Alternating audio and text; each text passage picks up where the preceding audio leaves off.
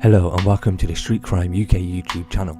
Please don't forget to like, share and subscribe. Today we look at the drugs gang who are behind bars after flooding streets in Gateshead with heroin and cocaine. Brazen Oliver Howlett headed up the 12-strong group and even continued to direct the large-scale business while in prison by using an illicit mobile phone. Newcastle Crown Court heard that over a period of a year, the 31-year-old was in charge of a conspiracy which saw Class A drugs being dealt to more than 100 customers a day and raking in an average of £2,600 a day. But unbeknown to him and his fellow dealers, police were one step ahead and were secretly gathering covert evidence, including the use of an undercover officer. The officer repeatedly managed to buy heroin and cocaine from the gang by ringing a phone number known to local drug-using community as the Ollie line and arranging to meet in various locations in Gateshead.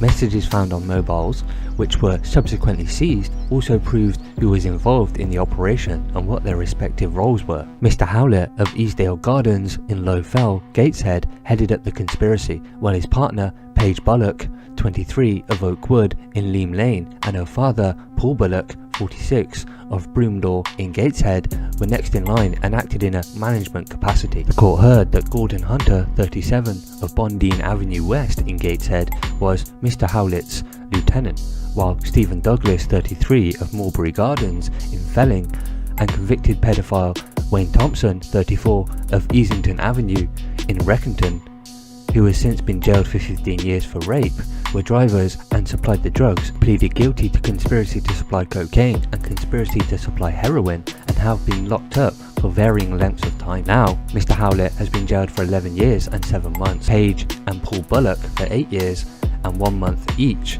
Mr. Douglas for 7 years and 2 months, Mr. Thompson for 5 years and Mr. Hunter for 9 years. Passing sentence, Judge Edward Binloss said the conspiracy was of some scale and frequency and of significant duration. Judge added the effects of Class A drug addiction on the local community and the harm that it causes is seen in these courts on a daily basis and known only too well. The court heard that the police officer started working undercover in Felling and other Gateshead areas. Tom Story, prosecuting, said he met 2 other drug users he came to know outside a library in Gateshead. They told him they were waiting for a supplier they know as Ollie and gave him his number. 5 minutes later, a dark blue Mini pulled up. There were 2 male occupants. One of the acquaintances approached the car and asked for 1 of each and was supplied with 2 wraps in exchange for money. The court was told that the officer was also dealt a single wrap of cocaine. Mr. Story continued, he asked if he could call them in the future by the number he had been given.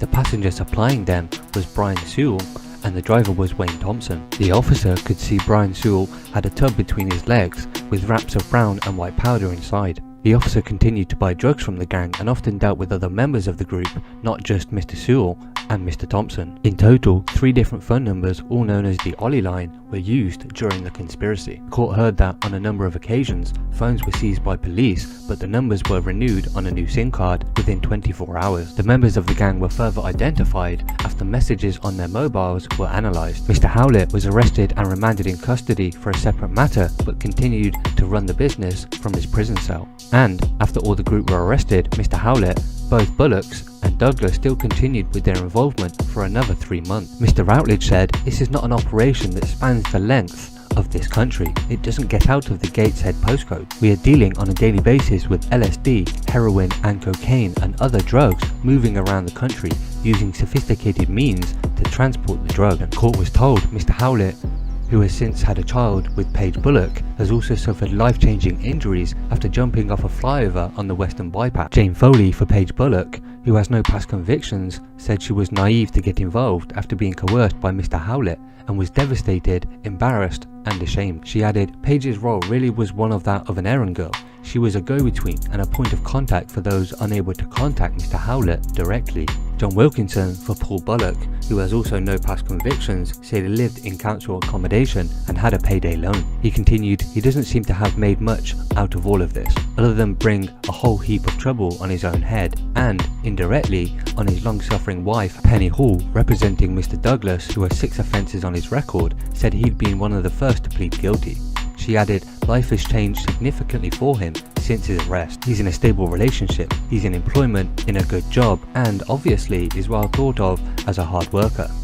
Liam O'Brien for Mr. Thompson said he only made £70 a day from a conspiracy and had since been jailed for 15 years for rape.